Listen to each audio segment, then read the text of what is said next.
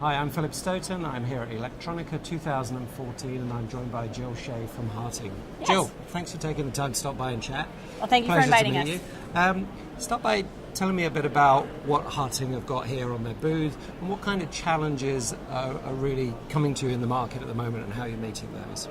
So I think if you were to see us here in the booth that we have here at Electronica, you'd see a lot of focus on miniaturization, whether it's on a board type of a connector, wire to board, or board to board, being able to do the actual number of pin counts that you need, or at a smaller spacing, because we all know that things are getting smaller, they're becoming more modular, and we're trying to make things that are more robust. Okay. You know. So I think if you were to come to the booth, you'd see a lot of that. And I think you would also see some advances on how to get communication and power on the board in some different ways. Okay, so there are several different plays there and several different areas that you, forgive the term, that you interface with in the value chain. Obviously in design, but you obviously need to work with the PCB guys in terms of how it's mounted on the board, the assembly guys as to how they assemble it, and obviously the brands that are using it in terms of their footprint. How do you bring all those parties together? What kind of collaboration process do you have? I think a lot of it just starts with having, not only a good presence inside of, whomever your customer base is, whether it's a direct relationship, whether it's having, products and technologies that are available through your distribution channels, because not everybody's going to want to talk to me. They may already have a great partner and a distributor, and you need to make sure that you're well represented there as well. But I think it's really driving the change with an engineer. So it's not just doing a me too. You may have an expansion of an existing product line, but you're making it valid to the customer in a way that, hey, you know what, I've always had to buy a 50 pin. I've only needed, 40 of those pins. It would be great if I could just buy a 40 pin connector. So I really think it's looking at how to address the issues that the engineers are having, making sure that they know that they have that flexibility, and then that kind of drives you to that point. Harting also has the capabilities of, we do a lot of some backplane designs ourselves. So we have a design team from a board perspective that I think that helps to take a lot into account that we kind of understand that technology already. So when you design a product, you already are taking into how is it going to go on the board, how are they going to handle it, how are they going to solder it or press fit it into place. So it's very much what I would call an engineer to engineer play. How do you do that? Do you get them together for seminars? Do you go out to them? Do you consult? What does that process look like if I'm a brand and I want my engineers to interface with the Harting team? I think a lot of it is, first of all, relationships. You have to have a relationship with the customer for them to even come to you with a new design. And then we have the flexibility, being from the North American market, we're not based here in Germany. So if we have a customer that has a unique need, then it's our team based in our North American headquarters working with the German team, interfacing with the customer, whether it's a conference call. We bring a lot of customers over to Germany so that they can have that interaction, and doing a customization or learning what the customer is really looking for. And so I think it's not just interaction with the physical OEM engineers, but it's also interaction amongst all of the subsidiaries that Harting has.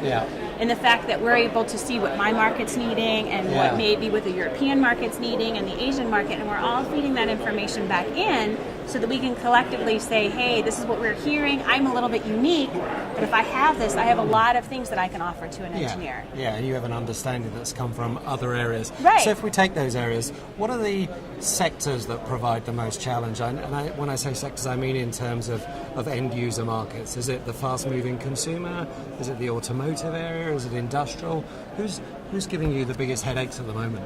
I would say, well, a lot of our headaches today are really coming from, I guess, the standards-based business. So if you look at rail, if you look at, I don't want to say military, but maybe homeland security, as we would call it in North America, they still have a requirement for heavy gold. Whereas that's a very expensive thing. So that's not maybe a normal offering that we offer, but they still require it. So it's working with the products that we have and making sure that they have those.